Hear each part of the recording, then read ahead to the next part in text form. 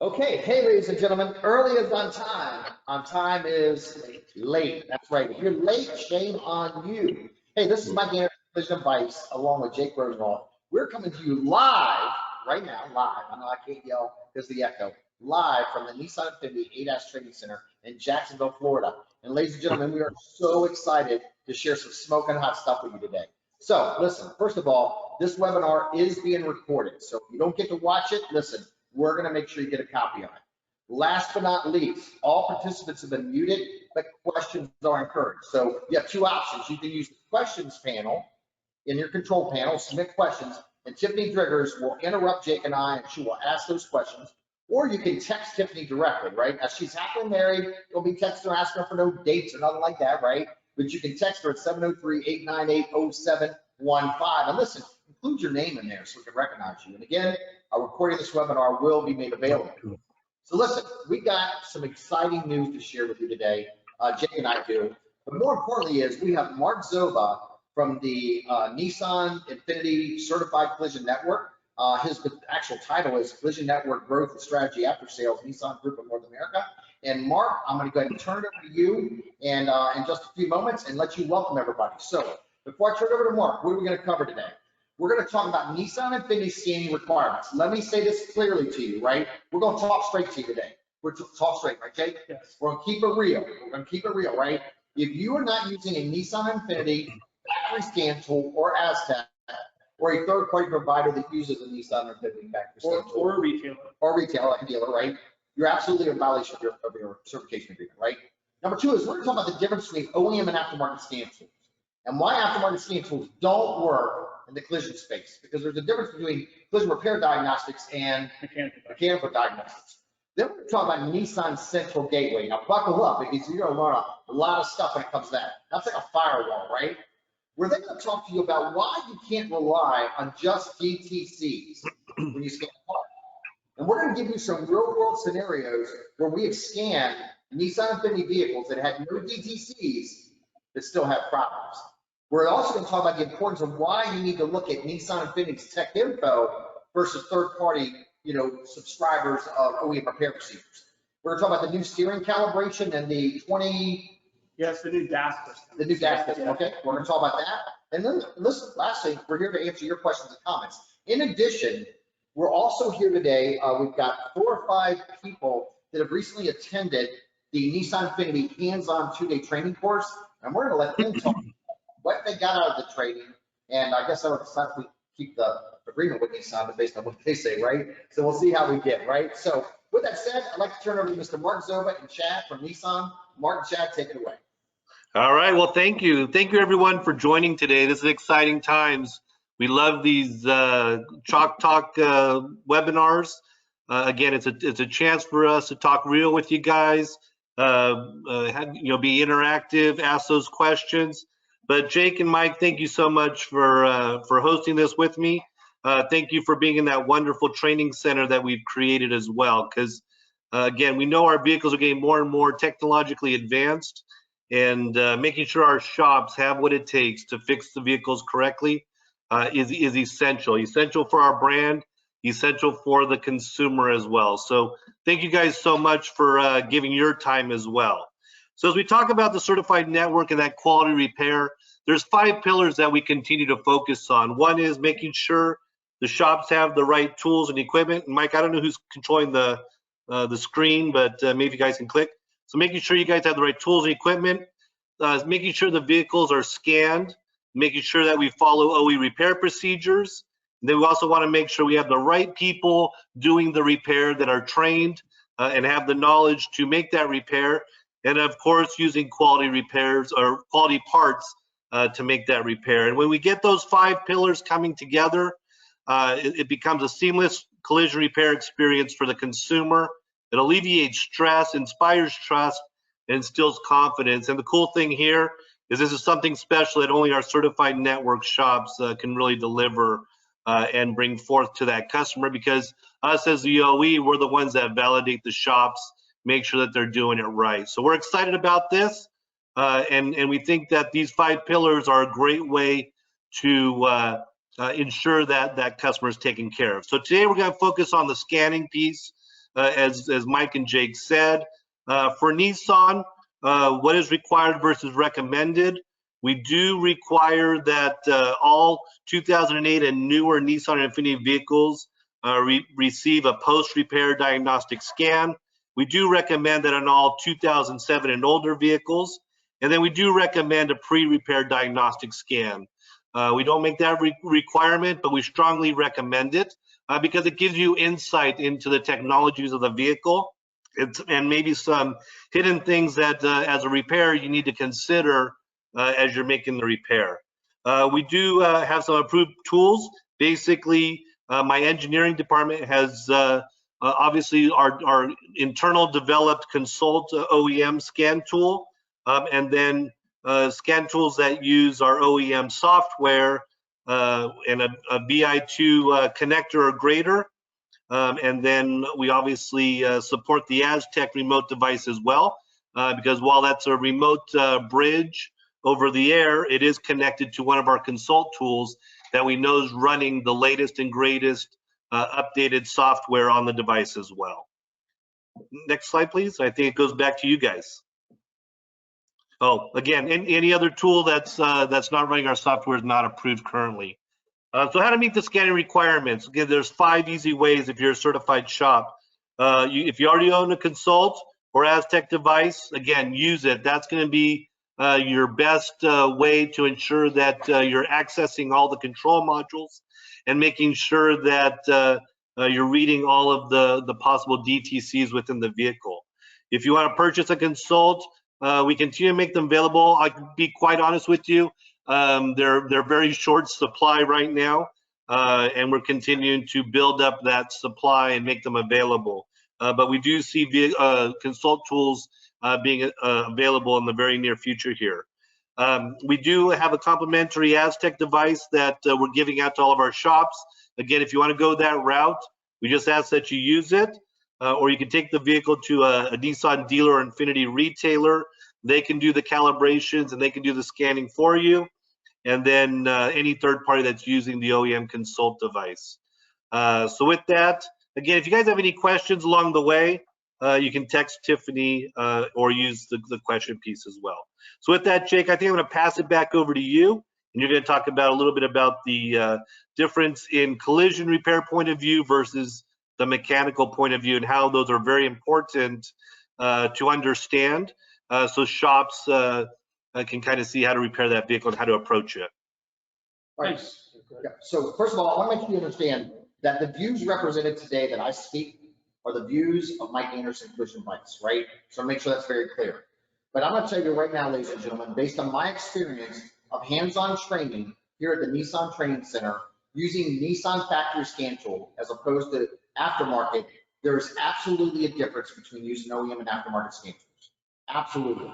And I will tell you, we've got 5 panelists today that are going to join us that have been through this training, that are actually shop technicians that will also tell you there is a difference. So Jake, first of all, why do aftermarket tools work in the mechanical sector, but not for us for collision? Well, it's such a different business model, Mike. You know, when you think about consumers don't show up at a dealership or an independent mechanical garage because they want to. They show up because they've got a maintenance schedule that they're trying to meet, like an oil change or a tire rotation. Or they show up with a concern, right? It's not cold or right. car won't start. Yeah, so they complain about something very specific, something that they've experienced. And so, you know, in the mechanical space, they usually have a variety of aftermarket scan tools, not just one, because some tools are stronger on some brands than others, right? And so they use those variety of tools to access the concern. And their job is to identify a cause and a correction. So that goes into the 3 C's that we talk about in mechanical diagnostics. And so, you know, I think when we're talking to third-party payers, insurers, they need to understand that, you know, our vehicles that we've received in collision are very different.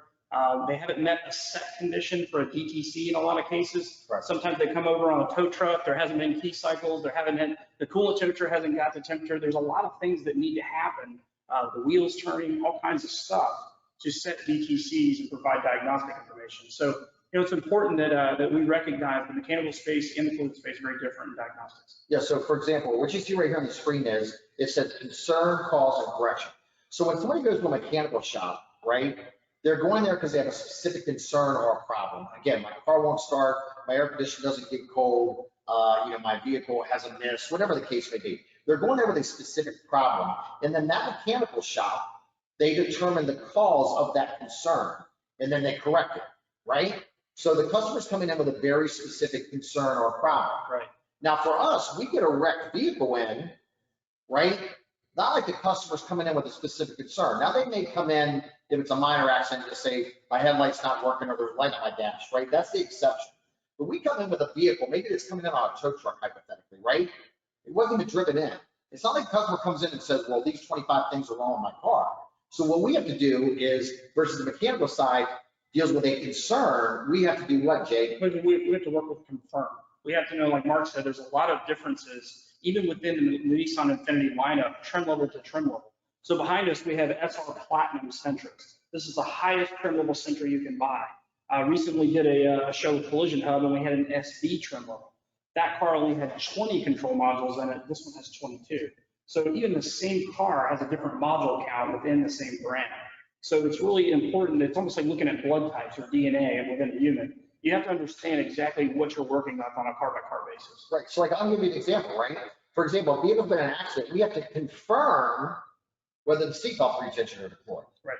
How do we confirm whether or not the seatbelt retention are deployed? Because if the seatbelt retention are deployed, we have to replace the seatbelt. So Jake, how do we confirm whether the pretension is deployed or not? Well, if you don't do a system call and reach all the controllers on board, then you can't ask the controller a question. So you have to do those health checks. You have to do the pre and post scans. Absolutely right. And I know there's somebody saying, well, I could still do that with an aftermarket scan tool, but we're going to show you some few things here in a few moments that I think will open your eyes up to that, realize that that is not true. So again, the reason we want to use a factory scan tool is because we want to confirm what is working and not working before we disassemble the vehicle. Now, why is it important to use a factory scan tool? Because a factory scan tool has the build data. That means it knows all the equipment that's on that vehicle based on that specific VIN number.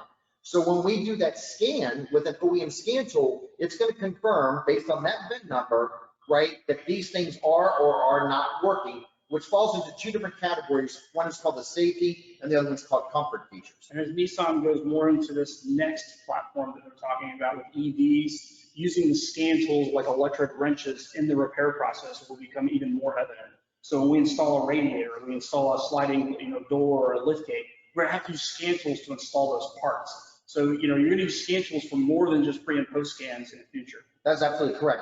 I think people need to start thinking about a scan tool. It's almost like a wrench. It is. You use a scan, like you use a wrench to adjust a tie rod end or adjust a hood hinge bolt. Right. A scan tool is basically a tool to make adjustments on the vehicle. Right. Back to you, brother. So you have to understand that, the technician has to understand what the scan tool is capable of, and does the scan tool have the functionality to perform the task. That's correct. And so that's where the OE tool at vehicle launch has that capability. All right, so the scanning and calibration class. As you can see, we are surrounded by Nissan Infiniti vehicles. All of them are brand new. My coworker, Bill Greathead, who couldn't be here today, is our instructor. And him and I and the team at Collision Advice have officially broken all of these vehicles in here for you. And they have all kinds of booby traps, which is waiting for you to figure out what's going on. And we tried to simulate what you will see in the field. We tried to simulate what kind of cars will come through calibration and what kind of pitfalls could you face. Yeah. So here's what we did, right? Mark Zoba and the team at Nissan, first of all, thank you. Thank you. I want to say that to Nissan, right? Because we at asTech and Collision Advice, we approached Nissan Infiniti and we said, hey, look, we think shops need to know how to do these calibrations, right? Because obviously sometimes the dealership isn't convenient to you to do it. They're not close in proximity. Sometimes we have cycle time concerns and we need to do it, get it done quicker, right? And we can't let it sit for 2 or 3 days. So at the end of the day, ladies and gentlemen, Nissan Infiniti allowed us to actually have access to the same factory training that the service technicians go through. It's the same training.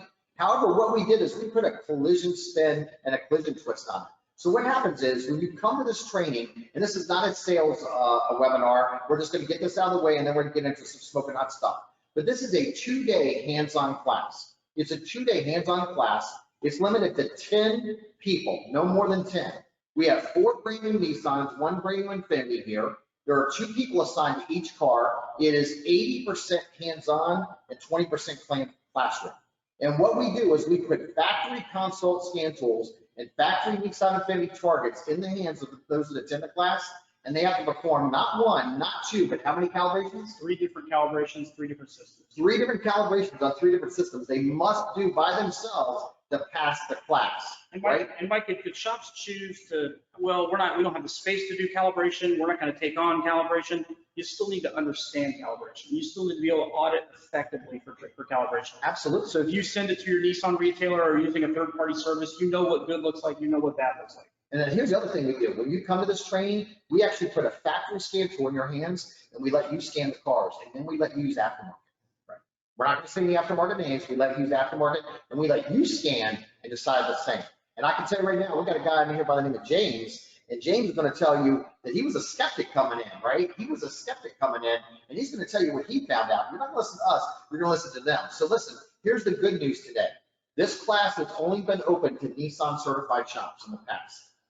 However, as of today, Nissan is going to be opening this class up to any non-certified shop. Now, you're going to have to pay a higher premium, right? So certified shops do get a discount, but Nissan Infiniti is also running a special that if you register one person for the class and you want to send 2 people, you'll get a coupon code for $500 off the second registration. So again, 10 people per class. We have 2 instructors. So it's a ratio of 1 instructor to 5 students, right? And you may say, well, who should I send to this class? We're not going to tell you. We're going to let our panelists tell you here in a few minutes. I will tell you right now, ladies and gentlemen, calibrations is a huge revenue opportunity. As we see claims count decline, there are going to be less accidents. We've got to find ways to diversify and bring more revenue in-house. And mechanical work in calibrations is absolutely one of them. Mike, I don't want to scare anybody, but this is a pass or fail class. This Yes, is something that we score the student on their ability to navigate the service information, the scan tool, and perform the calibration effectively.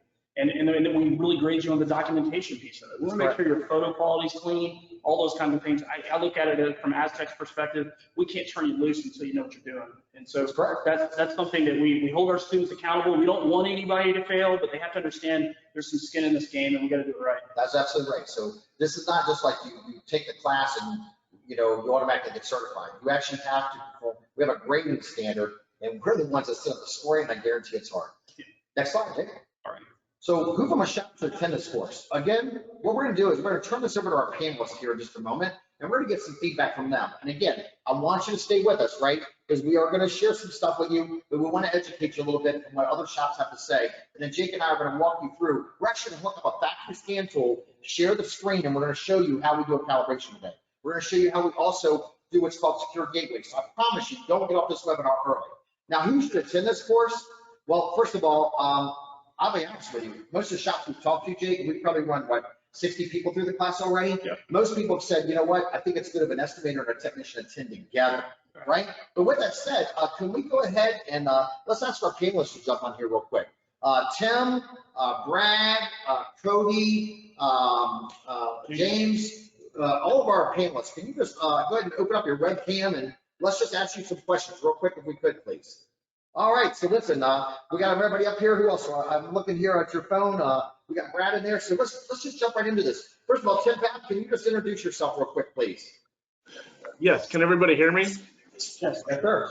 I'm Tim Pat from Mattoon, Illinois. We live in a rural community, or our business in a rural community, so we have one Nissan dealership, and sometimes they're 2 and 3 days out.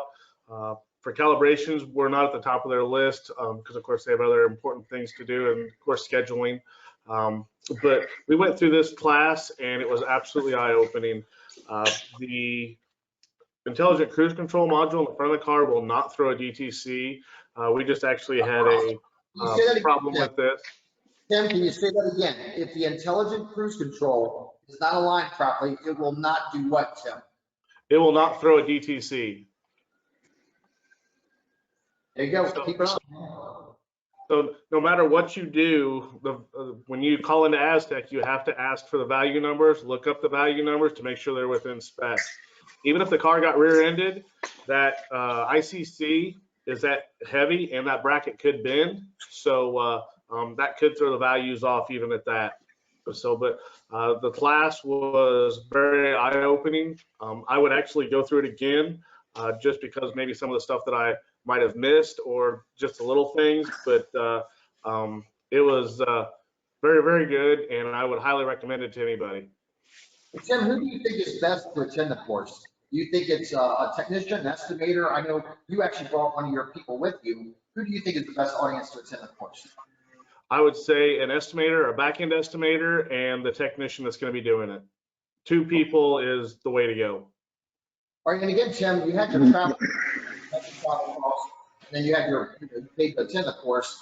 Do you feel that you made an ROI back on that? Have you done any calibration since the training to make your money back? Yes, most definitely. I would say probably within a year, I would make my investment back. Okay, thank you, Tim. And again, keep in mind, Tim is a smaller shop in a rural area. Let's move over to James. James, can you tell everybody where you're from? And, you know, you are a skeptic coming into this, James. You know, you are one of our skeptics. So can you share with everybody where you're from and what your thoughts are on the class? Yes, sir. James Rodas. I'm with Woodhouse Collision Centers. We are a dealership group. I am the process, procedure, and training manager for them. And I wouldn't say I was a total skeptic, but I didn't think I would like the class as much as I did. You know, anything done by you guys is done well. So I knew it would be good, but I didn't think I would learn a quarter of what I did learn. You know, other guys were at the end of the night, we're going to go out for dinner. And I'm like, I'm going back and studying because, I mean, this was so much stuff today and I know I got as much tomorrow. So I'm like, yeah, no, I'm staying in, fellas. And return on investment, within a month, I mean, easy. There were so many things that we were missing. I came back and I taught some of our mechanical guys reasons and things that we need to do. And it's been phenomenal for us. And thank you to Nissan. I mean, every manufacturer should be doing this. If they're not, shame on them. They need to think about it because this is serious stuff.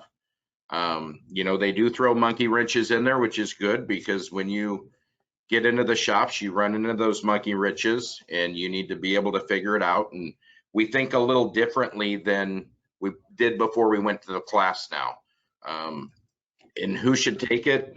At the very minimum, your back-end estimator. That's, to us, that's where we catch everything is when we tear it down. But estimator, you know, a front office would not be bad. And your guy that is performing it absolutely should take the class. So a minimum of 2 people per shop, in my opinion. It blew me away. I was highly impressed. And just like Tim, I'm not going to say I'm not going to come back and take the class again, just to make sure that I know there's still things that I missed. And it wouldn't be bad to catch a couple more things. So. Thank you, James. All right, Cody, can you tell us real quickly who you are, where you're from, and your thoughts on the class? Sure. Cody Renato. I am with Frank Shackard Body Shop. We are in Slaughterville, Louisiana, just outside of New Orleans. Highly recommend the class. The data points that they hit on throughout the class are above and beyond what you would expect going in on the diagnostic side and the calibration side. I believe Jake mentioned it in regards to, what was it? Lost my train of thought. Anyway, highly recommend it in regards to just the detail that they kind of instill into you and how to do the calibrations, the detail that you have to go through of documenting it, and not just proving your work, but documenting it so that for reimbursement for the customer, or even if, God forbid, you come to a legal situation that you have to justify that the calibration was done correctly. And you know, in a courtroom, you can say, you know, X measurement is supposed to be this, and that's what you have a document and photo showing. So very hands-on. I'm kind of a fidgety person. I can't sit still very long. I have to be on my hands and feet doing something. And the class does a really good job of breaking up the classroom session with the physical hands-on of the cars, finding the things that the instructors have, quote unquote, broken on it for you to find. And it's very good in that nature. And one of the things I want to talk about, and thank you for that, Cody, is that one of the things we teach in the class is how to submit and document for reimbursement purposes from a third-party payer. So, Cody, thank you so much for that. And now, Brad, where's from Raymond's Bike Shop in Duke, Kentucky. Your thoughts on the class, Brad? Absolutely, one of the best training, hands-on training that I've ever done. Tim kind of stole my word a while ago, but eye-opening is the best way to put it, because I'm fairly confident after taking the training that we weren't getting it done correctly from the local facility. So now we know we can at least audit, or now we know we're doing it ourselves. So we know we're dead on. So by far the best hands-on training that you can get. Well, we appreciate that. I want to make sure you understand, none of them were paid to endorse this. But real quickly, before, and listen, our panelists are going to be available this entire webinar. So if you have a question, not just for Jake and I, but if you have questions for our panelists on our insurance carriers or third-party payers paying you to do these calibrations in-house, or what square footage you need or space, listen, these panelists are going to be on the entire webinar to answer your questions. But before I do that, real quick, start with Brad Wiersma. Is there a difference between OEM and aftermarket scan tools based on you scanning vehicles with both tools in this training? Absolutely, absolutely. There's no comparison to an aftermarket tool to the console. OEM's the only way to go. All right. Or Cody. asTech. Thank you, Brad. Cody, your thoughts? Absolutely, there's a difference. The biggest thing for me is the ghost codes that an aftermarket scan tool can have. They can be looking for a module that the vehicle is not even equipped with and give you a DTC, insinuating that you have an issue with a module that doesn't exist on that particular vehicle. They can lead you kind of that rabbit hole of diagnostics that doesn't exist. Absolutely. James, your thoughts? Well, when I was there, I told Jake, I said, I hear all the talk about an aftermarket tool not being good enough. Let's grab a couple and go do it. And we did, and I am a believer. OEM, you know, like I said, we sell a lot of cars. We have OEM everything now. Wouldn't even think about aftermarket for a post scan or a calibration. I hope other people quit doing it because it's not right. And there's one way to fix a car, and that's the OEM way. So thank you, James. And Tim Pat, you'll let you close it out, and then we're going to ask you panelists to turn off your cameras, and then but please stay on in case somebody has a question for you. So Tim Pat, your thoughts? Definitely big difference between aftermarket scan tools and the OEMs. I don't know if the aftermarkets would be able to do the DT or do the values for the intelligent cruise control. We never dove in that far because we cannot even get past the gateway in the Nissans. So yeah, anybody that says that they have an aftermarket scan tool can do it all, you're fooling yourself. Absolutely fooling yourself. Okay, thank you, gentlemen. We're going to come back to you in just a moment. You'll turn those cameras off, mute yourself, and we'll come back to you. And Jake, let's get into the content, which is why everybody's here today. All right, so to register for the class, if you want to, the website in front of you, crntraining.com. You're going to want to log into that, and there's some pre-work involved for the course. So I want to say about 3 hours for the pre-work. We want to make sure you understand Nissan INFINITI's tech info to navigate the service manual effectively. That is one of the requirements for the class. We've got to make sure you understand how to find the camera and radar requirements within the service manual before we test you out. So you're going to create an account. You want to log in, fill out your information, who you intend to send. I believe for the second person, they have to contact Tracy to receive the discount. That's correct, yes. And also, remember, there is about, and Tracy, I know you're on the line, Tracy. How many hours of pre-work, online pre-work, Tracy, do they have to do to even register for the class? There's 3 e-learning modules. Each are about 45 minutes long. So, I mean, roughly 3 hours of pre-work. And again, we ask them to complete that before they register for the hands-on class, just because we really want the class to be very hands-on. We don't spend a lot of time on book work there. So we want you to kind of have a background before you get to class. Yeah, I know it's tedious, that you did complete that pre-work before you get to class. So real quick, Jake, so Tiffany just texted me a question. They said there's a service manager of a Nissan dealership sitting there with their Nissan Master Technician Shop Foreman. We're fully trained here in Nissan, so what is the need for your training to us? I think if you stay tuned, sir, we're going to answer that question for you, and I'll come back to that. Also, we have another question. Tony with W&M Sales and Service. We have run into problems with one bigger insurance company declining OEM post scans, even a Nissan certified shop, even with position statements. Is there other documentation? We're going to walk you through that in a minute too. So I'm going to answer these questions. I promise you, even if you have a certified technician sitting there, I promise you, we're going to put a collision spin on this that from a mechanical service side, you may not have access to. So basically, ladies and gentlemen, if you're interested in the training, and you're not a certified tech already, just understand that there's a way that you can log through this. You'll get to download this PowerPoint and we'll get through that. So Jake, let's jump right into our content. All right, so this is just a pre-course assignment. We got a couple screenshots of what that is. Like Tracy said, about 3 hours in total. We'd be thankful that you did take these things. These are the upcoming course dates for June and July. So like I said, we're going to take a maximum of 10 students per class, and it's a 2-day course for each class. And also, back to the person that submitted the question from the dealership, we actually have an OEM vehicle in the training center today that was taken to a dealership.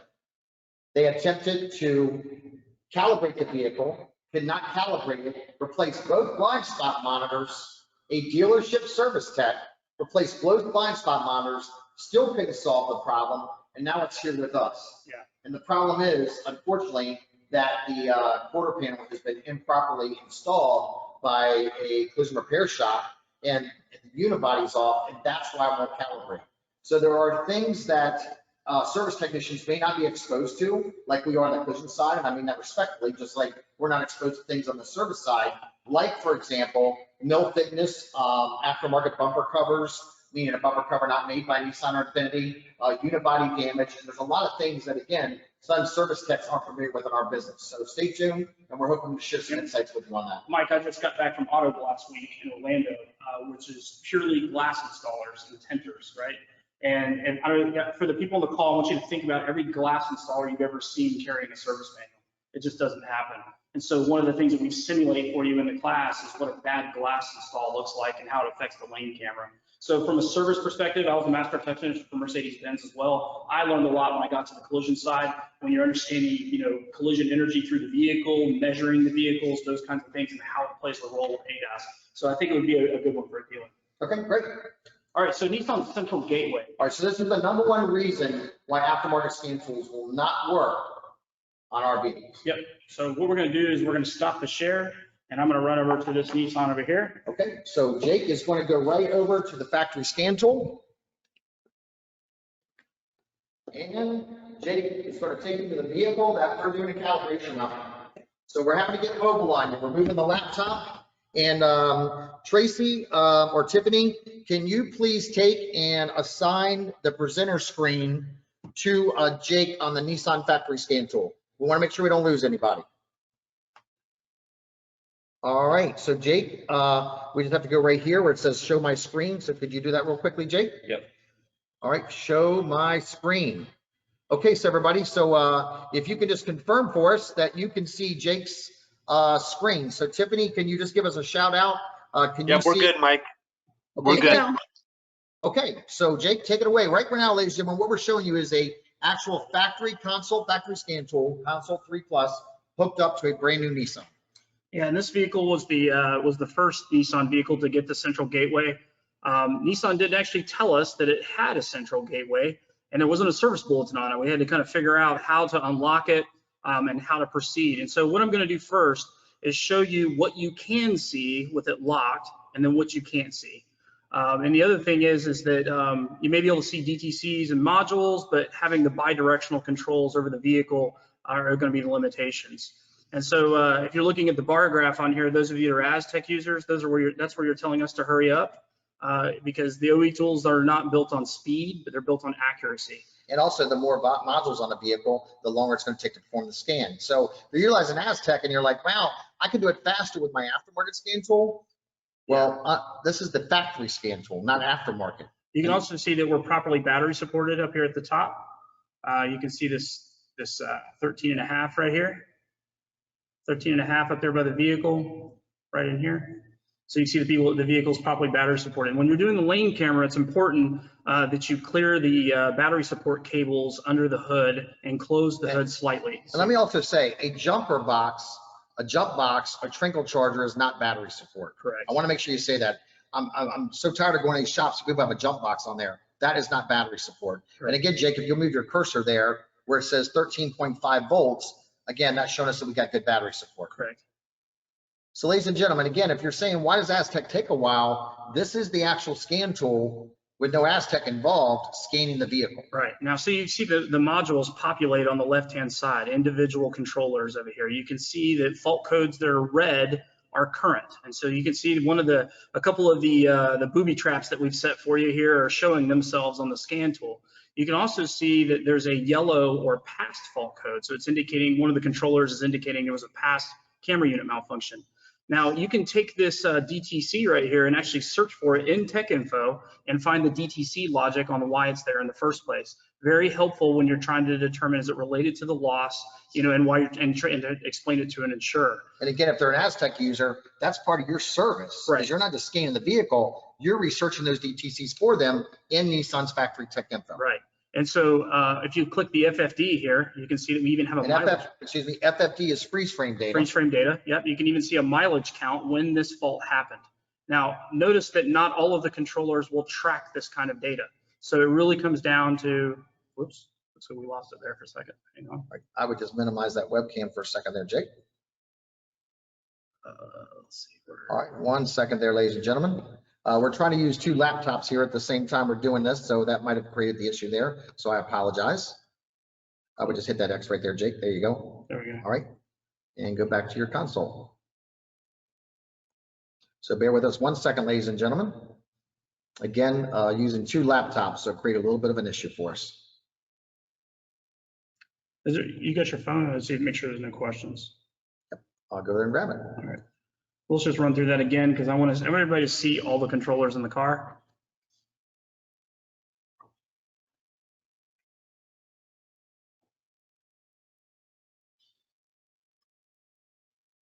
Jake, I have a question that you could probably answer.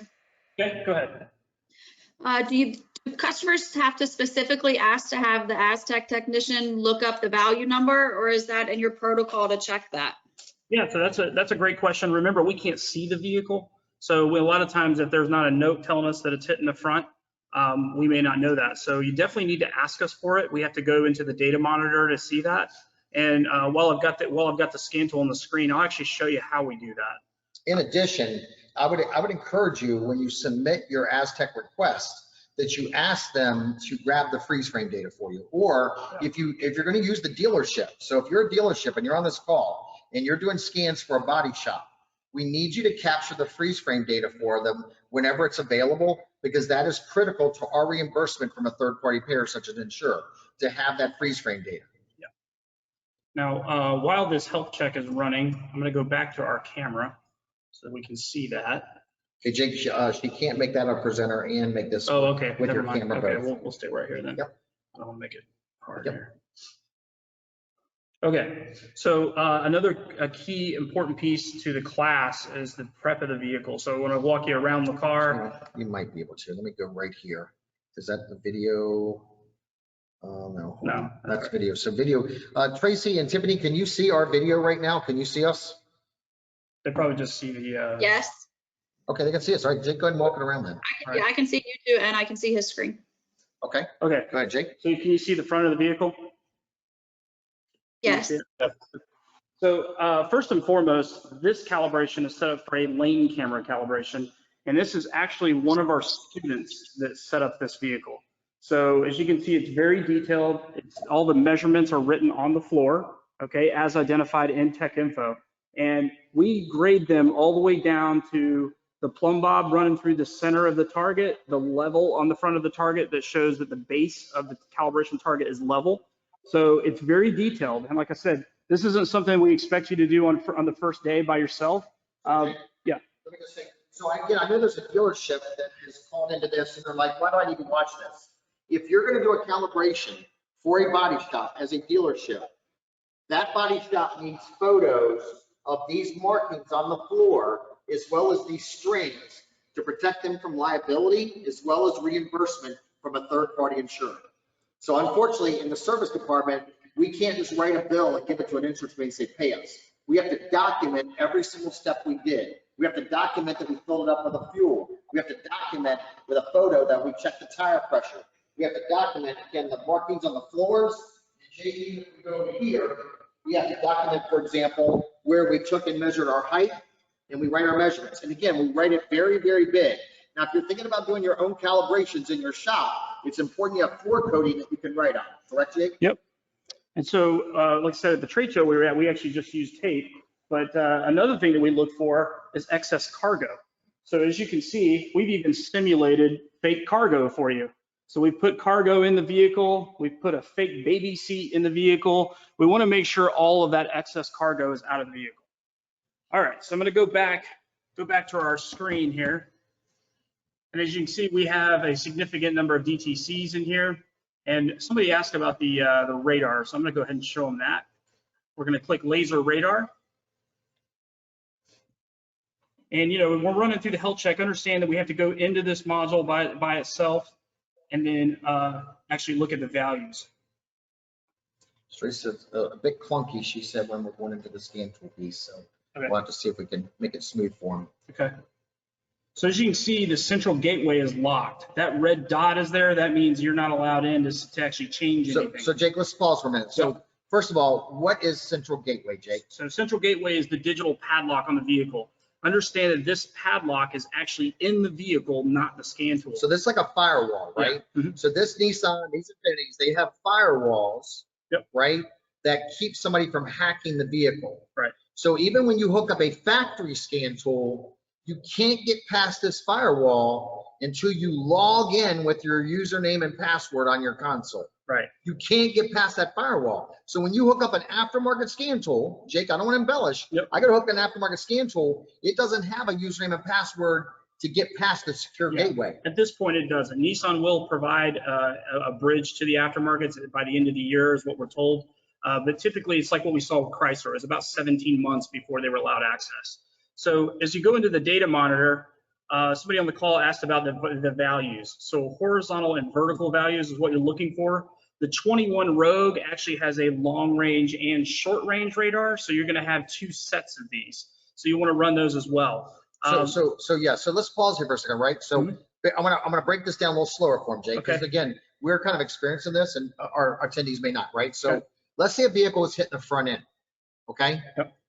Vehicle's hitting the front end, the bumper, the grill area. Right. You bring it in and you scan it, there's no DTCs. That's not enough. Right. What you have to do is you have to go into this specific component and you have to look up to see what the horizontal and vertical alignment values are. And then when you see right here where it says 3.25, 3.19, I now have to, that's degrees, I now have to go into tech info, the OEM repair procedure, to see if this was within the specifications, right? It's not like an alignment machine. When I do a suspension alignment, think about this, right? Is there a dash warning light that says your toe's out of alignment? No. Is there a DTC that says you need a front end alignment? No, right? So I have to check my specifications.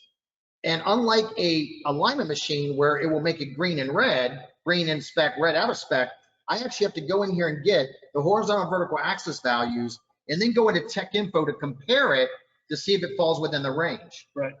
Let me say this again. If you're just scanning vehicles and looking for DTCs, it will not always trigger a DTC when there's an issue with the front radar. Why is that? Because it might not have met the set conditions. I mean, it didn't achieve the mileage or the speed or the length of driving distance, etc. Back to you, Jake.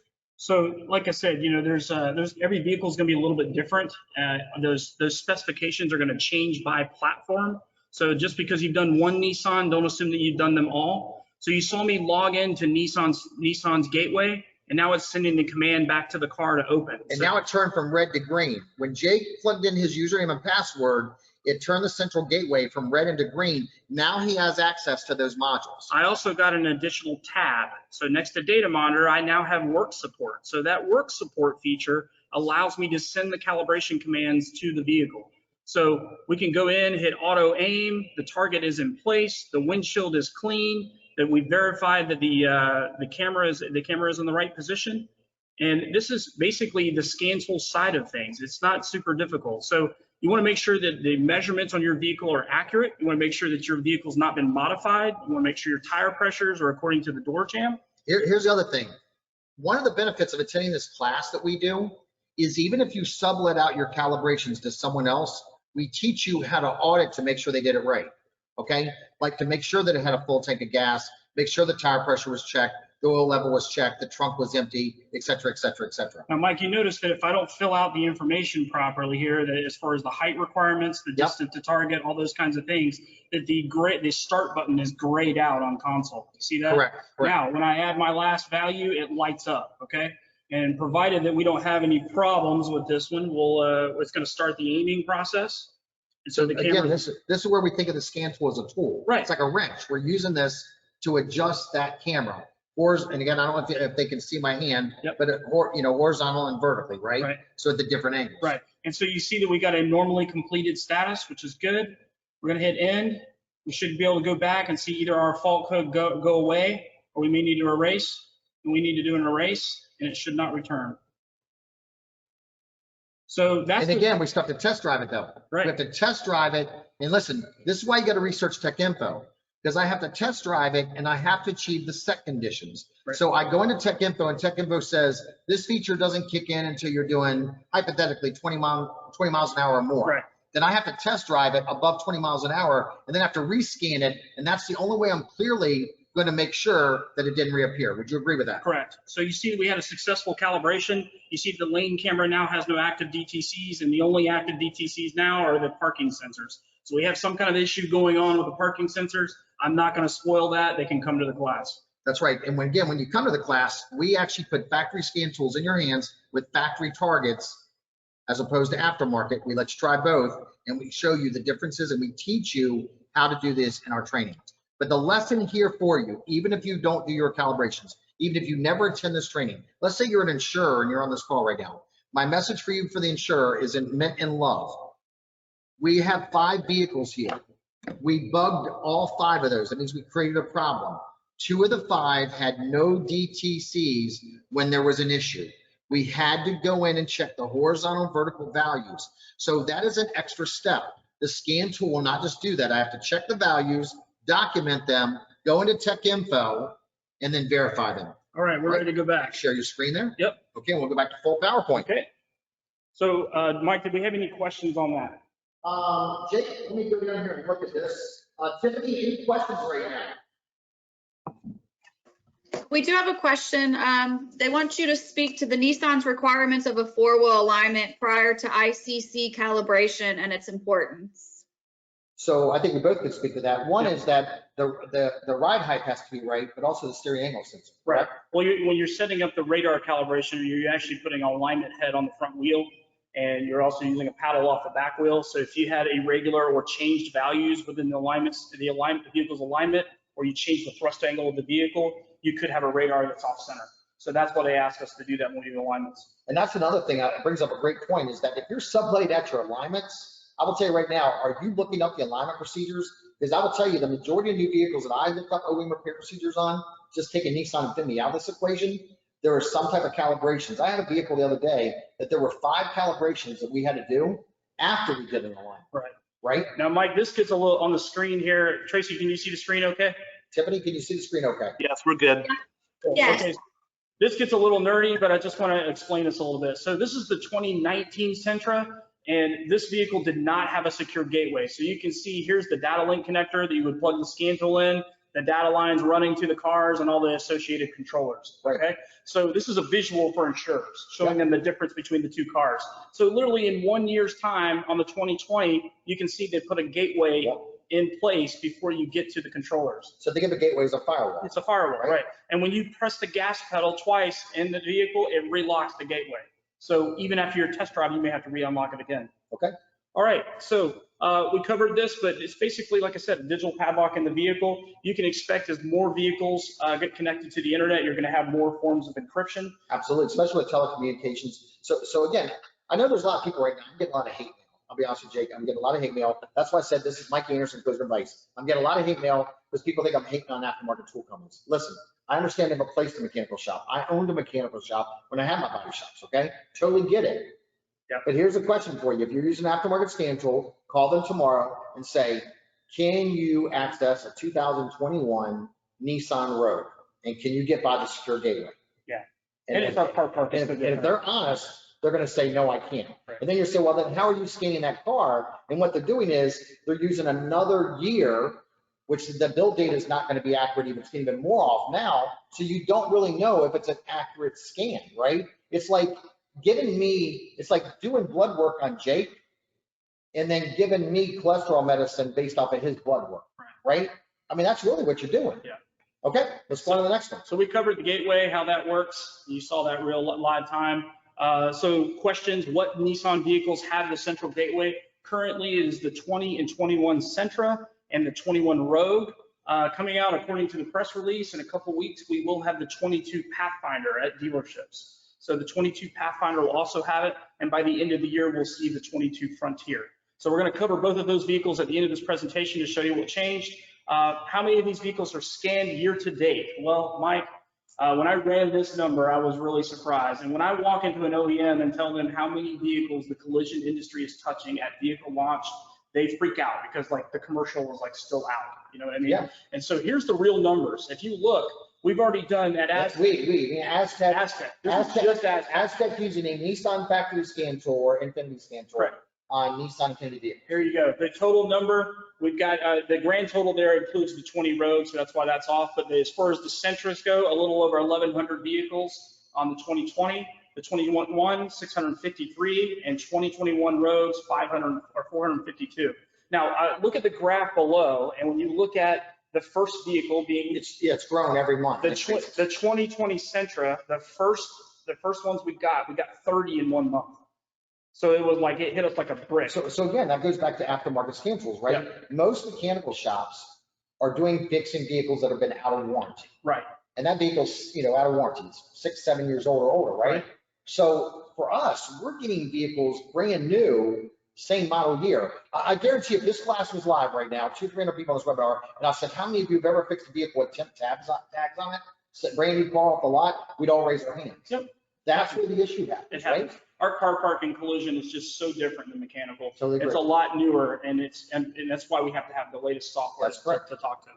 So diagnosis without DTCs. This is a topic that you and I have had over the years, man. And I was fortunate enough to be going through Nissan's tech info one day, and Nissan had a PowerPoint in there under Tech Talk that discussed diagnosis. So let's talk about Tech Talk. Yeah. So for those of you that go into Tech Info, and if you haven't, shame on you.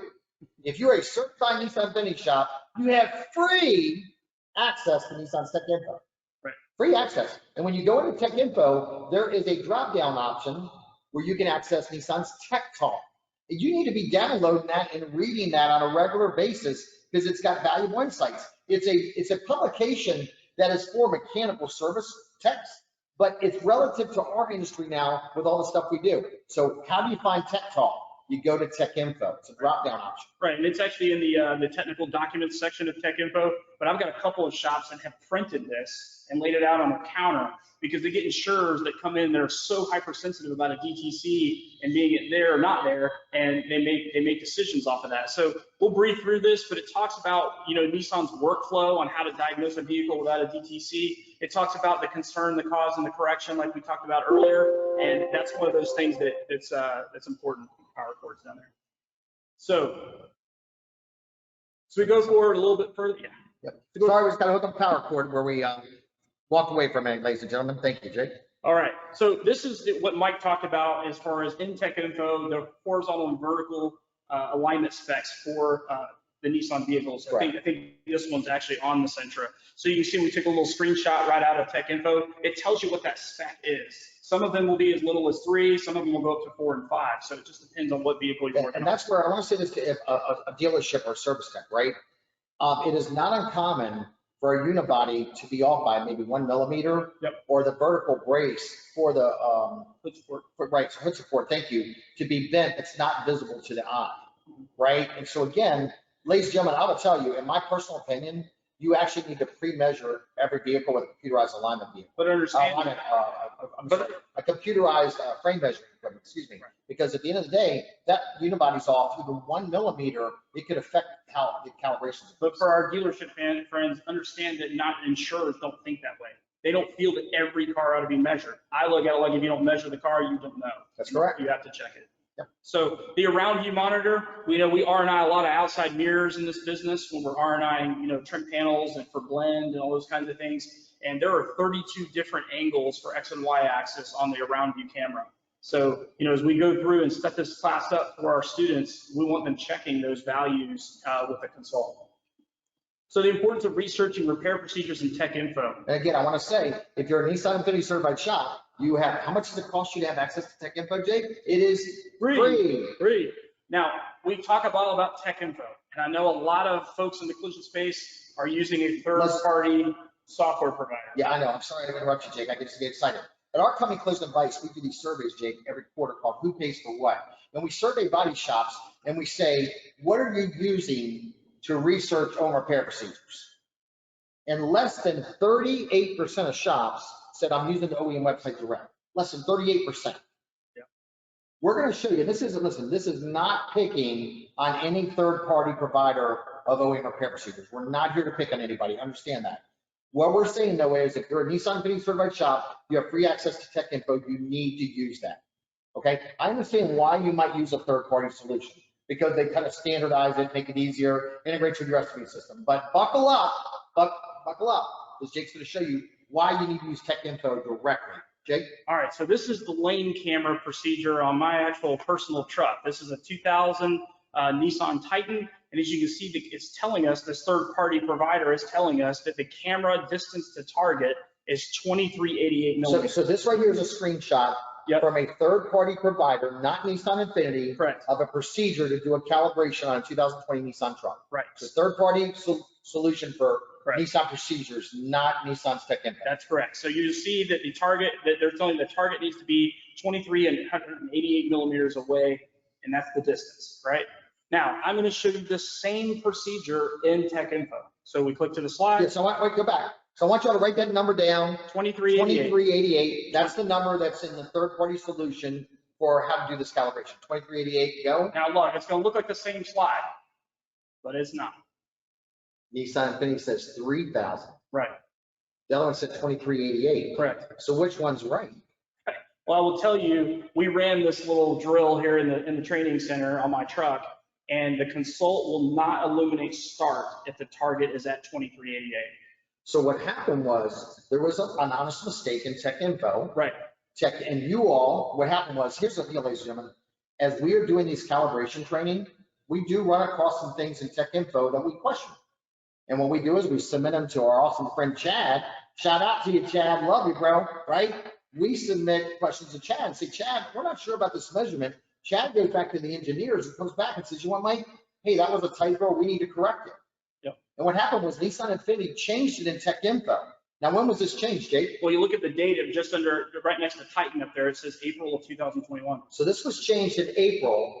The other document that you saw that said 2388, Jake and I pulled that this morning from a third-party solution. So the third-party provider of Nissan INFINITI information does not have the accurate information. They didn't make the correction. They haven't made the correction. Right. So that is, I mean, that's a concern, right? Just be careful. So then I go back to people, right, that are telling me, well, I do calibrations, I do them properly. Mm-hmm. Well, why did it take us to do the calibration that we saw the issue, and then we, or I should say you, I don't want to take credit for it, you and Bill found it, and then we submitted the correction. That tells me maybe people weren't doing it right to begin with, because somebody should have caught that, right? And that's a concern. Well, unfortunately, you know, and especially in the mechanical side, you know, your job is just to fix, find a way, right? And so we find that people move targets and wiggle things and bend brackets and do all kinds of things to get the car to pass. And that can create a performance issue of the advanced driver assist. So we want to make sure that, like I said, when you come through the course, it's a documented calibration, documented to the T that it would pass. So here's what I want you to do, ladies and gentlemen. I want you to write this down. After this class, if you're using a third-party solution to look up your OEM repair procedures, what I would like you to do is, I would like you to pull up the information on this 2020 Nissan Titan and see if it says 3,000 or does it say 2388.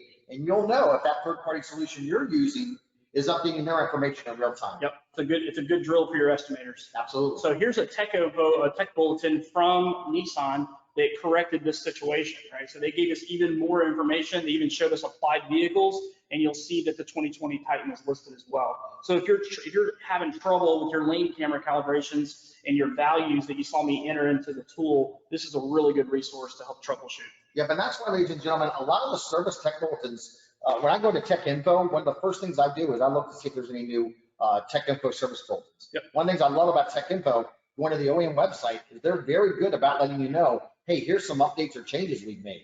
So you've got to get your technicians and estimators in the habit of going into Tech Info to see if there are new service bulletins, because this gives us and tells us, hey, the measurements have been updated or changed on this. Right. All right, so what should Tech Info do, or what should a shop do if they notice something incorrect in Tech Info? Hey, you know what? I think this is a chance we bring in Chad from Nissan versus everybody's probably tired of me interrupting you. So Chad, are you there, my brother? I'm here. So Chad, if somebody's in Tech Info and they see something that they think there could be a mistake, like a measurement, what is the best thing they should do, Chad? All they have to do is email our team to our general inbox or me personally, and I'll send it off to the correct engineer and person responsible, and we'll get an answer as soon as we can. I mean, I think you can't make it any easier than that, right? And Chad, what's your tip? You know, and Chad, and normally I will tell you, Chad, my experience has been if I email you, you can only get back to me real quick. At least let me know you got my email. So Chad, thank you for that. Because people think, what's the typical lag time between like Tech Info and other third-party solutions? I don't know. I can show you that today's June, Nissan made a change in April, and one of the specific repair procedure companies we used this morning, it's June, and that was updated in April, and they haven't made a change yet. So I don't know. I can tell you that in this case, it's 2 months and it hasn't changed yet, right? And then people say, well, Mike, why does it get lost? Why? You know, first of all, because unless you're in there every day, you don't know when something's changed, right? And number two is when the third-party providers take the OEM repair procedures for Tech Info, and they have the best of intentions. They're attempting to standardize it so that you'll find everything the same way. But I've seen, honestly, and I mean this in love, I'm not trying to be a jerk, but what happens is when they translate it, try to standardize it, sometimes stuff gets deleted by accident. What are your thoughts? Well, we see that in the collision space too. We had another OEM that changed their bedside procedure on a truck Four times in 1 year, right? So it happens across all brands, not just Nissan Infiniti. Correct. So that's something that we just need to be hypersensitive about what we're reading, and if it doesn't quite make sense at the car level, then we need to engage the right people. Absolutely. Let's continue on. All right, so the new steering gear, the new steering calibration, this system has gotten better and better over the years, and I'm going to show you. Oh, hold on a second. Let's ask a question. So Tiffany, or I think Tracy's off. Tiffany, can you do me a favor? And Jake, can you open up the control panel? Can you type this in the chat panel for me, Tiffany? How many of you have ever RNI'd a steering column to measure it because Tech Info says you need to? I just want you to go to, and Jake, let me take over this real quick. Tiffany, can you go to the chat panel, and you all have to go to the questions panel. All right, I just want you to type in the questions panel. Have you ever RNI'd a steering column to measure it for Nissan? All right, Louis Sharp said yes, we have. Dean and Dan said yes, we have. Many times, yes. And be honest, Jesus. Be honest, yeah. Jesus is watching. Yeah, Santa Claus knows, right? God knows if you're lying, and we know Santa Claus, right? Right. All right, work. Are you sure you're doing it at Driven Brands work? Alicia Allen, don't be lying to me, girl. Don't be lying to me. Santa Claus won't bring your daughter any presents, right? Okay, let's see who else we got here, right? All right, who else we got there? Them boys at Auto Tech. So everybody's saying you do it, all right? Okay, well, all right. So here's the second part of that question. So if you're RNI'ing the steering column, Jake, ask them the next question. Are you performing the 7 configurations that are required? Yeah, 7. How many? On the DAS system. So when you remove the steering column and you reinstall it, are you performing the 7 calibrations? So to put some clarity around that, you're looking at the INFINITI DAS system, which is the direct adaptive steering system. This system is an automotive industry first. So it is the first of its kind in an automobile, and folks at Nissan Infiniti put it to market first. This is basically a fly-by-wire steering system. So as you can see, as you follow the actual steering column down, you'll notice there's a box right here, and this is actually a clutch. So when the key is on, the clutch is disengaged, and all steering inputs are done electronically. When the vehicle is off, it re-engages so that you can manually steer the vehicle if you're putting it on a tow truck or moving it around. So you can see we've got redundant controllers, very similar to an aircraft. So if we've got one controller and one fail-safe, it'll jump to another. So these controllers have to be configured after an alignment. You're looking at an actual photo of the Infiniti that we have here in the class, and it's actually located right underneath the passenger headlight. Yep. So I'm going to walk you through some of the procedures here. Have to click back on the screen. There we go. So this is a good shot of the clutch right out of Tech Info. Wait. So Tiffany just texted me and I said, Tiffany, anybody get off early? She said 9 people left early and they suck. Man, My feelings are hurt. they're missing the good stuff. I know. Yep. They're So missing the good stuff. here's the clutch and the DAS system that engages and disengages, determining if the ignition is on. And then when you run through the steps, you can see even changing the spiral cable or removing the steering wheel, you have 6 steps that you must do. Yeah. So let me ask y'all this, right? Let me ask y'all, come on now, let's keep it real, right? I mean, I tell people, look, you want stuff sugar-coated? Go down to Dunkin' Donuts. Oh yeah, I said it. Go to Dunkin' Donuts. By the way, I had 3 donuts this morning, 4 Red Bulls. But anyway, look right here. You harmonize steering column. You got to do 1, 2, 3, 4, 5, 6 configurations. So you're jumping ahead of me, baby. There's the steering column right there. 7. 7. There are 7. Yeah. So I'd like to see those on your estimate. Right. All So right. those are the kinds of things that, number one, you have to determine, does your vehicle have a DAS? So here's all I want to know is if that was just an aha moment for you, if that was just an aha moment, like you've been R9 steering columns, look, let's keep it real, right? And you haven't been doing these 7 configurations. Can you just type in the questions panel for me and just type in mic drop, just mic drop, all right? Or Jake's the man or something like that. We want to look at this real quick. We just want to know if y'all been doing this. Oh yeah, mic drop. There's a mic drop right there. All right, or Jake drop, right? Well, we bring this up because we know a lot of you use third parties, maybe even dealers. To do this. They're doing alignments, and if they don't have consult, they can't perform this. That's correct. So that's what. Are you doing these procedures? Ladies and gentlemen, if you are something at your alignments and it's an $85 alignment, doesn't get you this right here. Well, is it included or not included, right? Yeah, absolutely. Right. So, we don't do these kinds of things to scare you. We just want you to understand that the technology is changing quickly and we've got to keep up. So don't assume that we just unplugged it and there was no problem and all those kinds of things. What did we unplug, right? Amen. And so make sure that this is going to work properly. So let's go back through our PowerPoint here. I'll keep us moving. Even steering gear and suspension components, you're going to still have the 7 steps. So are not a suspension to replace an apron, Right. or not a suspension to repair an apron or a rail, Right. right? Whatever I got on my Or suspension. painting, right? whatever it Or might be. painting, right? Yeah. Yeah. And now I've got to do these. So, it comes back to the root cause. Did we research how to do an alignment? Yeah. Because we didn't, then we're going to miss this. Absolutely correct. So make sure we capture those alignments. So the final confirmation, we actually do an angle check with the consult, as you can see right here, and we're looking in the data monitor to determine what our values need to be. So kind of similar to the radars, right? Yes. So I want to go back to this question. So this one gentleman asked this. This was Tony with W&M Sales and Service, Jake. Yep. He says, we have run into problems with one big insurance company declining OEM post scans, even in a Nissan certified collision shop, Right. even with position statements. Is there any other documentation available to attempt to get paid for maintaining the consult software? So here's what I will tell you. That's a great question. I will tell you, I absolutely never use a position statement to get paid for a scan. Never. I never use a position statement.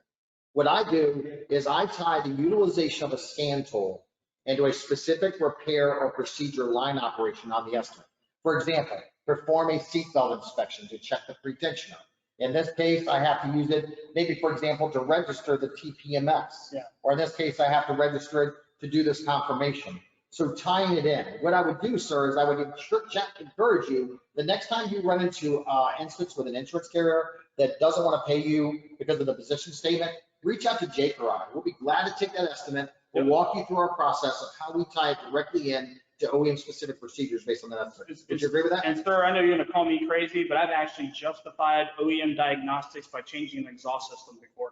I found a reason to use a scan tool to install an exhaust system. Yep, I remember the day you're talking about. Jake showed me this. By the way, ladies and gentlemen, I gotta tell you, this guy is freaking brilliant. He teaches me so much. So I love you, Jake. Yeah, there was a specific vehicle we were working on, and we had to remove the exhaust, or I should say Jake was, not me. Yep. And you actually had to use the scan tool to initialize the emissions flag Yeah. in the exhaust to install the exhaust. And it was an OEM without a position statement. That's correct. So they're like, well, we're not going to pay on that car. And it was a luxury brand too, Yeah. so it was crazy. So Okay. anyway, we'll keep keep going. going. So All right, so hey, let's talk a little about tires, right? I want you to see right here that when it goes to the 2018 Nissan Altima, listen, let me tell you right now. Let's talk about scanning. I want you to make it where you start reviewing the owner's manual with the vehicle owner when they drop off their Nissan or Infiniti. Review the owner's manual with the vehicle owner when they drop off their Nissan Infiniti. Every Nissan Infiniti will state in the owner's manual that the seatbelt pretensioner needs to be inspected. It says that very clearly. However, they also talk about making sure that you install the right type of tires on a Nissan or Infiniti vehicle. So with that said, Mr. Zoba, I don't know if you can deny, confirm, or no comment on this, but I've heard that Nissan and Infiniti might allow body shops the opportunity to start buying tires for any brand vehicle directly from their Nissan Infiniti tire place. I know right now a lot of shops buy their tires from Tire Rack, and they got to wait 2 or 3 days for shipping. So Mr. Zoba, can you confirm or deny, can body shops, even non-certified shops, can they buy tires now from a Nissan or Infiniti dealership? So Mike, what I will confirm for you is yes, our dealers do sell tires. We stock a number of the popular brands used on multiple vehicles, and our dealerships do have tires in stock, and they are available. Right. The key here is we want to maintain the performance of the vehicle after repair, and tires are a key component of that performance, right? Whether it's the acceleration aspect or even the braking aspect of the vehicle.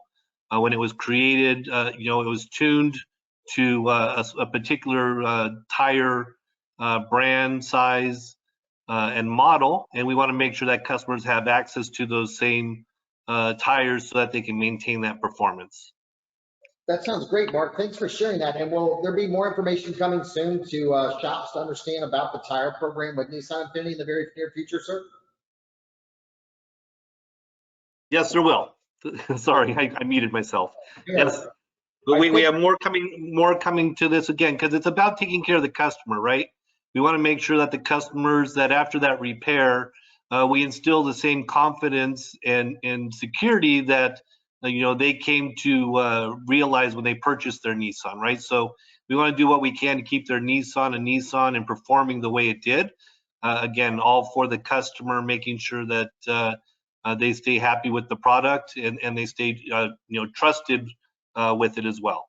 Right, there's a lot of damage that gets missed on tires. I absolutely agree with that. And the customer slams on the brakes, and the ABS kicks in, and sometimes they even lock. Very wet weather. I've seen where I've gone. I'm sorry, go ahead. That flat spots are hard to see. You know what I mean? Yeah, So, I've had the opportunity to go to the Insurance Institute of Highway and Safety in Ruckersville and see car crashes, right? If you just go to YouTube and look up car crash tests, you'll see like when a vehicle gets hit, and those tires slide, right? It'll actually put flat spots on there. But Jake, can we go back one slide, please? And if you look on the right-hand side, Jake, I don't know if you can put your cursor right here where it says this. When replacing the TPMS sensor, right, the ID registration may be required, right?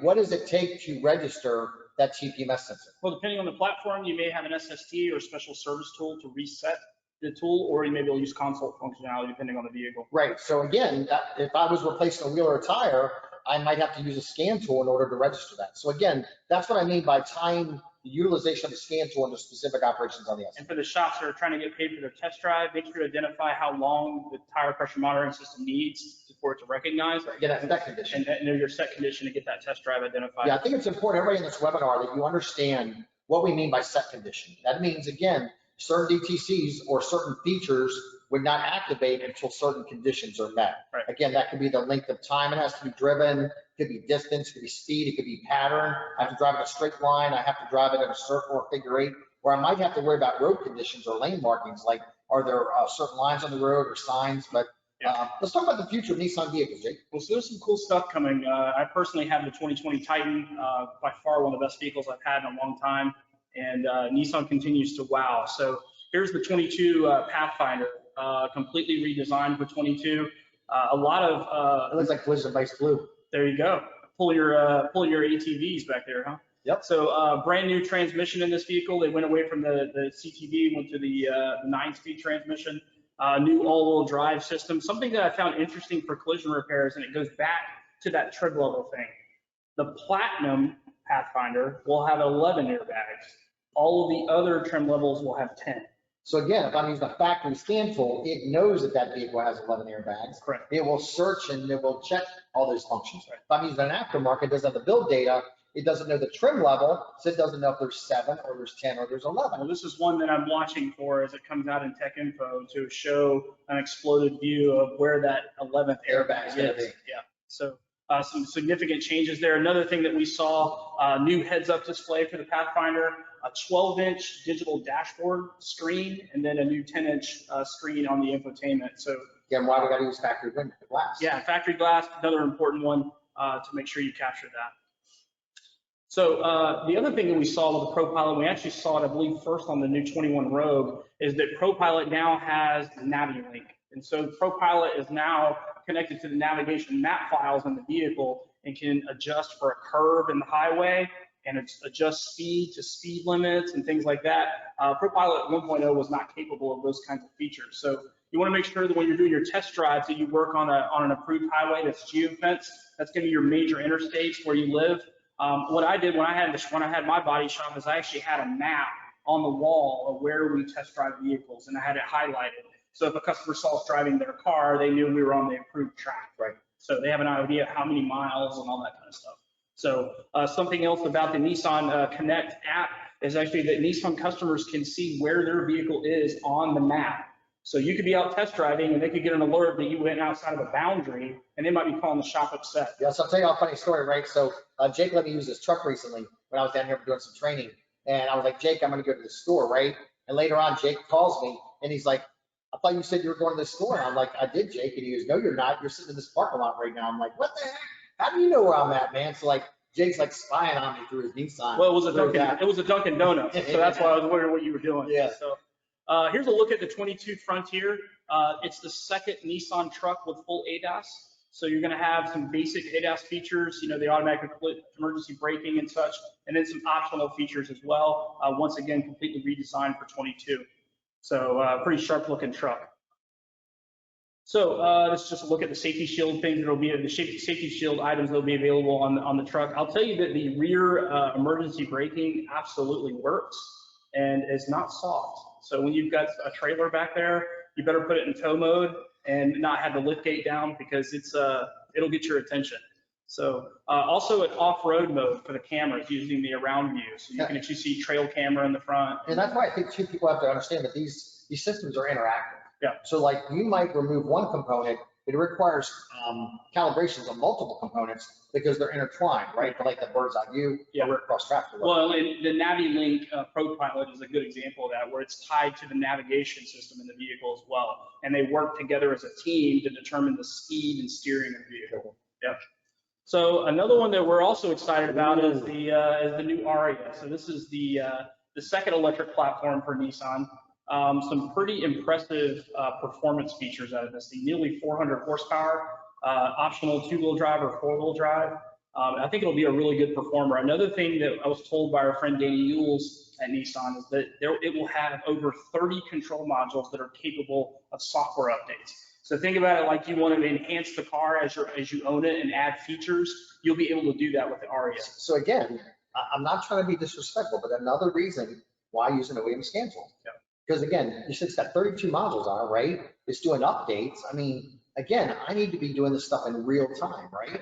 You know, that's really critical. And again, I'm not going to steal Team Nissan's thunder, but Mark, do you think, Mark, when this vehicle's released, maybe there might be some content that shops could watch in regards to the features on this vehicle and just understanding some insights on it, Mark?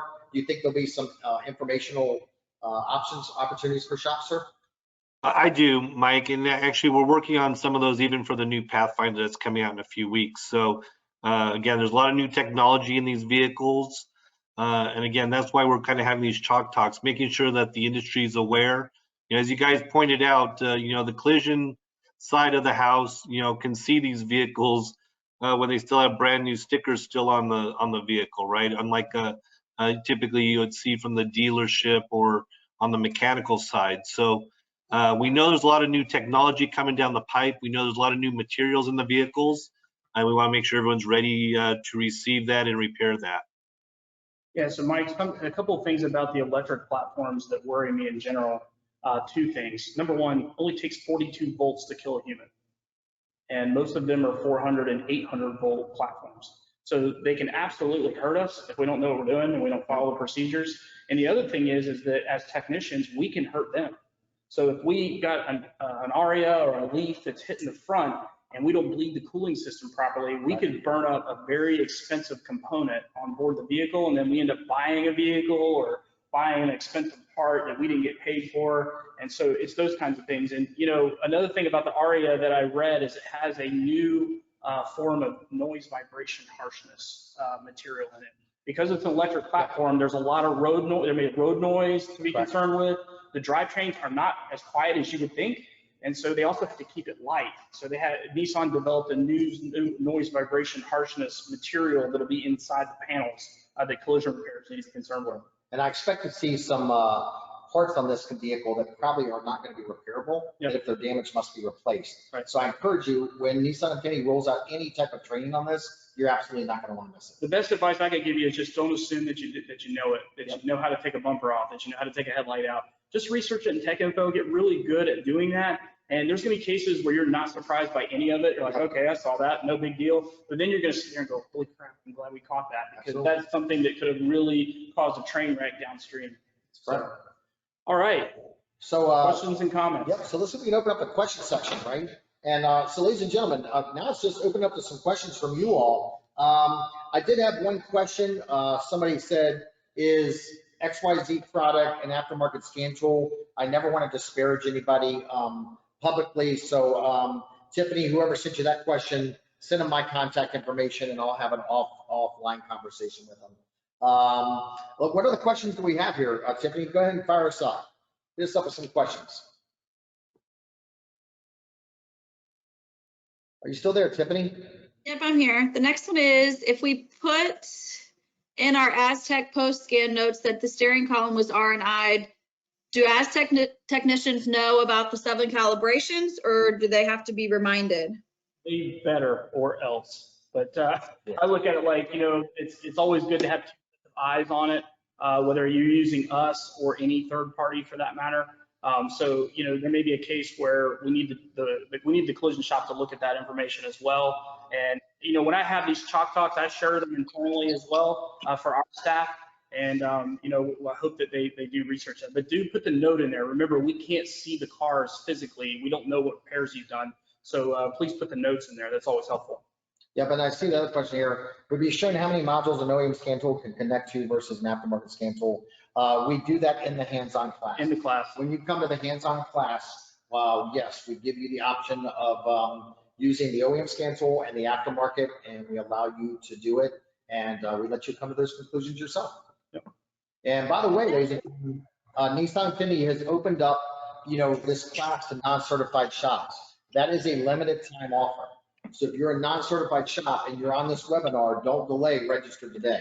That is a limited time offer. Also, the discount of 2 people attending and getting a discount off of the second person is a limited time offer. So if you're interested, I would encourage you to connect with Jake or I or Tiffany on this, and we can help you out. I forgot to mention that you also get a really cool Nissan plaque that says you completed the course, and each attendee gets that for your wall in your shop. So that's Yeah, a very nice plaque. pretty cool setup. Yep. What other questions we have, Tiff?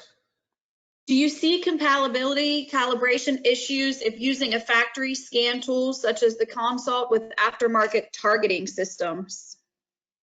Yeah, so I'll take that one. So, yeah, so, let me give you an example, all right? And I'm going to just use 2 other targets as just an example. Jake, can we grab like the 2 of these, right? Let's grab this one and maybe that one. So, for example, let's say that this is an aftermarket target, hypothetically, okay? Tiffany, can you see this on my screen? Can you see it, Tiff? Yes, we can. So let's say this was aftermarket, and then let's say this is the factory, right? That's what the difference is, right? So using this right here, this isn't actually an OEM target. This is another OEM target, right? We got another OEM target over here, but we get an aftermarket and it's one size fits all. Here's the other thing we've seen. When you go, and I don't want to show anybody's products here, right? But when, let's say, for example, that you have a base of a target. So let me use this for example. You have the base of the targets here, and then the arm where you attach the cone to is at the edge. And when you pull your measurements out from the grill, let's say it's a certain distance, right? And I'm placing the base of my target here. That's the OEM target placed at the OEM measurements with knowing that the arm is going to be right here, or the stand where the cone's at. Then I have an aftermarket. We have an aftermarket one here, and I won't say their name. Instead of the, what would you call this, Jake? The, I don't know, the stand, right? Yeah. Instead of the stand being at the front edge like this, and Tiffany, you have to tell me if you can't see my fingers. The OEM target, the stand is on the front edge of the base. The aftermarket, the stand is back here. And now it's going to be off probably, I don't know, 3 inches, and equate that to millimeters, right? Well, if I'm putting my base at where the OEM says I need to put it at, there's just a lot of convolutions there. So Jake, go ahead. Mike, this is only one of these is a Nissan OEM target, Yeah, and one of them is a copy. So you can see that they're intended to be the same, but they're different. And it's mainly the size of the target. So when you change the size of the target, what repair procedure do you follow? yeah. So if the OEM repair procedure in Tech Info is based on the Nissan factory target dimensions, and when we say dimensions, it's like the size of this black square, right? And now you're using an aftermarket target that's a different dimension. Then how does the Nissan factory scan tool know to adjust to it? Not to mention the camera targets are designed to look for black and white, and you've got black and white on the corners, right? So those are the kinds of things I look at in anything is how do you defend it if you use something other than OEM? Right, and here's the thing, right? As a collision repair shop, and I'm gonna be honest, right? This is where I'm probably gonna get in trouble. As a collision repairer, I would love to see nothing more than some kind of system that would work for every car. Yeah. Right, because I understand the investment. I own shops. I know what it costs to buy equipment. But until it's tested and approved by an OEM, I have concerns, because here's the deal. Once you start saying, okay, it's okay to use an aftermarket on this, then does that mean I don't have to use the right welder? Does that mean I don't have to use the right rivet gun? Does that mean, that Aftermarket hoods? yeah, Or defender? yeah, exactly. When's it stop? Right, exactly. So I hope we answered that. It's a tough question to answer. We're not trying to make you my Here's what I'm saying. Again, this is not a sales pitch, but if you come to the hands-on training, we'll let you do some calibrations, use an OEM and aftermarket, and you'll draw that conclusion yourself. I mean, if I say something, people like, oh, Mike works for asTech. First of all, I don't work for asTech. Or, number 2, well, Mike does work with Nissan. I want you to come to the training, put the tools in your hands, and you come to your own conclusions. And based off of your factual experience, not mine. And then all I hope to do is, right now I got 4 people or 5 shops on this webinar that agree with me. And next thing I hope is we have 10, and then we have 15, because I'm tired of being the only one that's out here spreading the message. But Tiffany, let's go back to the questions. Is the DAS system the same as or similar to the steering system for the Pro Pilot Assist and a new Altima? So the ProPilot Assist setup is a little different. The DAS units are, from what we've seen so far, specific to the INFINITI lineup. I know the Q50 has it. We have a QX50 in the class. But I think it's a matter of time before we see a Nissan platform, and maybe Chad or Mark can correct me on that. But I think it's a matter of time before we see the Nissan lineup get the DAS system, because I know the Pathfinder got an updated steering system as well. So it's a phenomenal system. And like I said, there's some other things on the INFINITI that we'll share for the class. They're automotive first. In other words, not in any other vehicle. They're the first ones to market with it. So I think those kinds of requirements as we move to more electric platforms where we don't have, hydraulic pumps and things like that, engines with pulleys and all that kind of stuff, we're going to see more of that kind of technology. Next question, Tip. If we connect to asTech for an alignment and then a post scan following collision repairs, are we charged twice by asTech? So the way that we charge is we charge for the scan on pre and post at a set fee, and our pricing is on our website, by the way. So asTech.com under resources, we have a detailed pricing sheet. We even have an email group that is responsible for answering pricing questions. If there's active issues with the vehicle, steering angles off, radar alignments are all out of whack, and there's DTCs or not DTCs active, then we charge a diagnostic fee on top of the scan fee. So the best way I can tell you, if you want to hit me either at my email address or on our website, I can send you the pricing information on that. Yeah, or Tiffany, you can reach out to Tiffany, and then Tiffany can do the email introduction for Jake. And here's the other thing I think people got to realize, right? When it comes to scanning and diagnostics is separate, right? Because how long it takes me to run the scan tool is one thing, but whether I got 1 DTC, 3 DTCs, or 20 DTCs, my research and diagnosis time is what's going to vary, just like repair times vary, right? The amount of time it takes to research DTCs is going to vary as well. You're going to have some vehicles that even have to have an in-process scan, right? Where the vehicle's not repaired yet, and you're trying to install a part or a component. Yeah, and I got to tell you, I feel guilty, Jake, and I think you should too, at the point that we are the ones that said, hey, check for DTCs, and now I got educated. I will tell you, Nissan INFINITI allowing me and Jake to have access to the Nissan INFINITI factory training that service technicians go through. I will tell you, thank you, Mark, because it opened my eyes that I was wrong. I'm gonna say right now, I will publicly say I was wrong. I was focused on check DTCs. And now my eyes have been opened up to that it's more than just checking for DTCs, right? In some cases, it's checking the live data.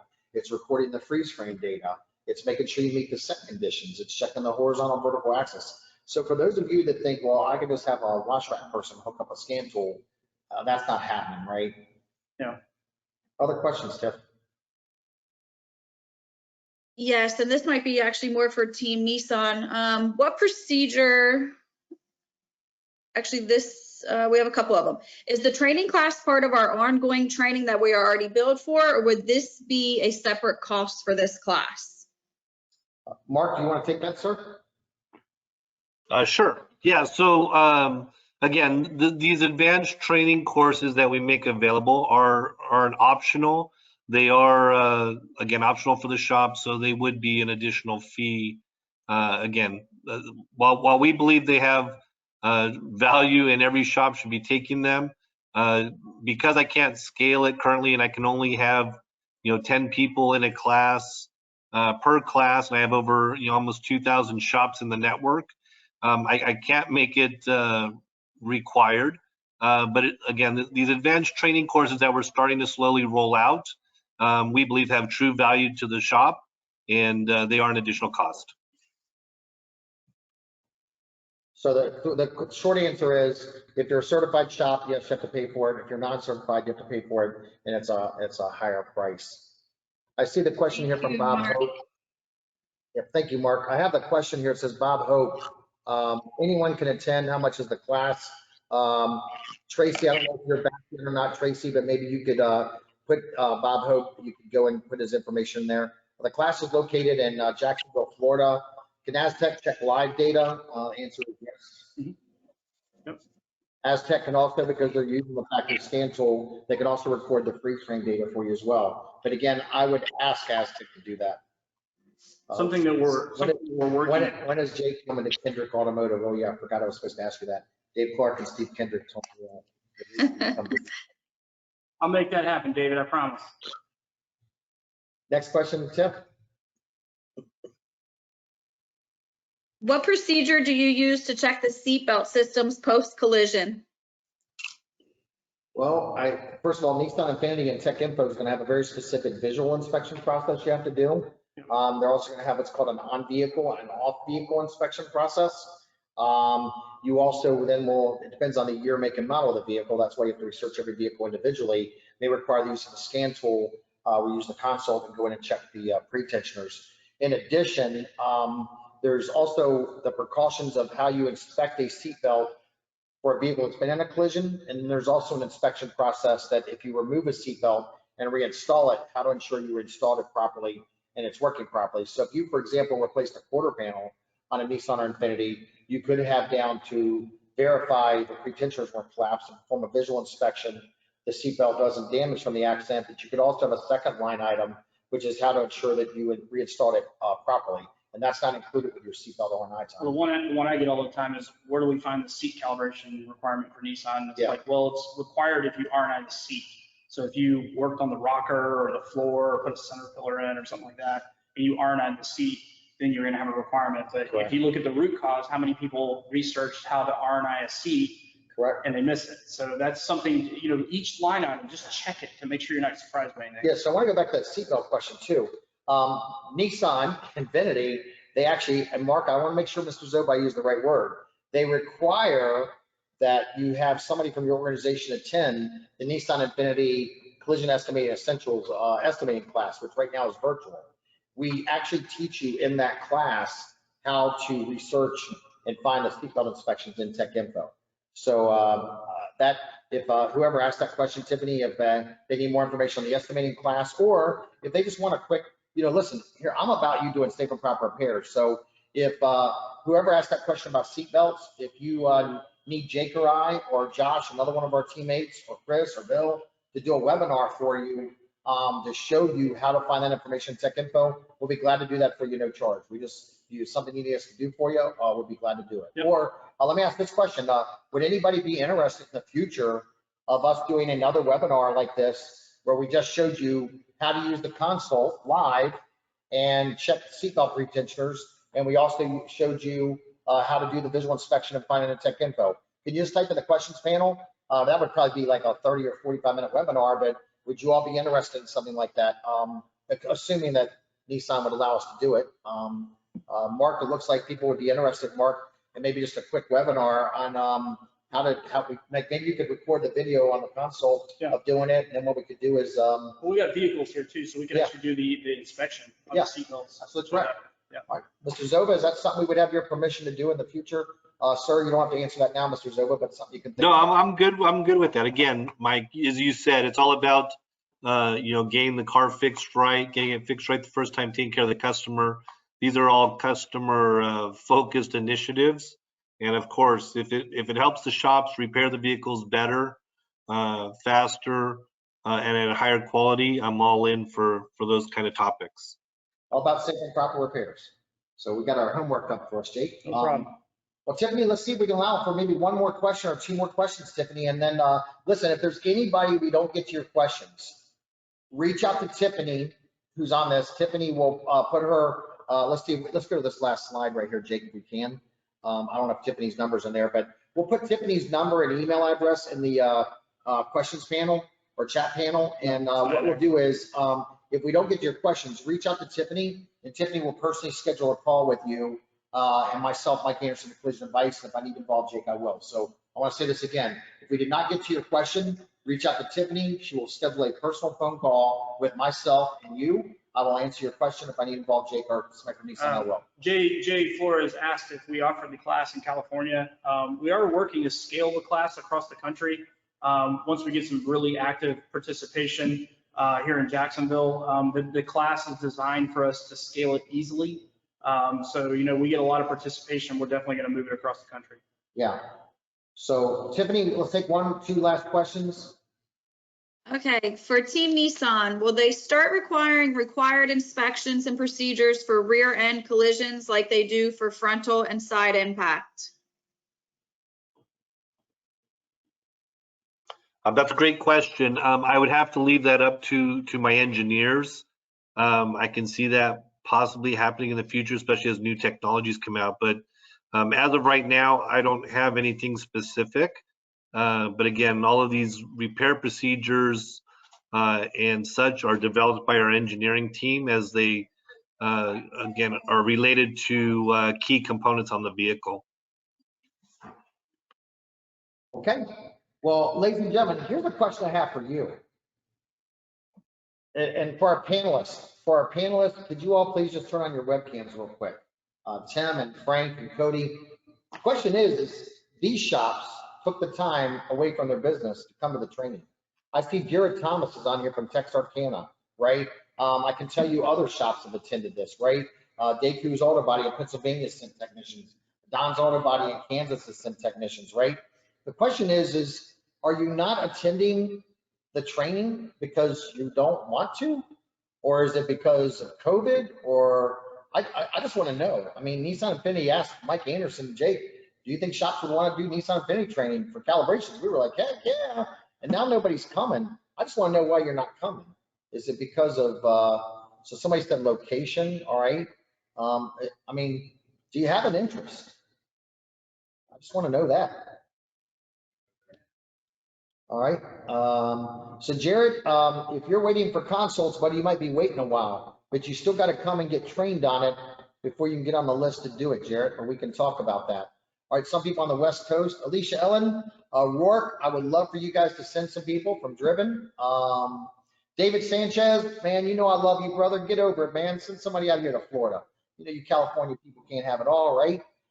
Vito, you're signing some people up. I love that. All right, let's see here. Dan, tell your dad, come up off some of that money and quit being a tightwad and send y'all down here, all right? All right, Brandon, tell your mom and dad, come up off some money and send some people down here too. I can say that because I'm Mike Anderson, right? All right, Dave Ludwig, you come up off some tight money too, right? All right. All right, come on, Dwayne, you're in Hawaii. You don't want might have an excuse. All right, Victor. Okay.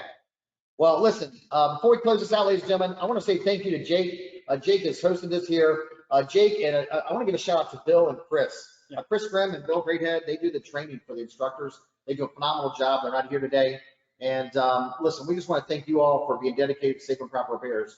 And remember, ladies and gentlemen, there are people in life that watch stuff happen, and there's people in life that make stuff happen. Which one are you? That's right. Mark, thank you. Thank Chad. Thanks all of you. Love you all. Appreciate you. Take care. Come see us. Come see us, yeah.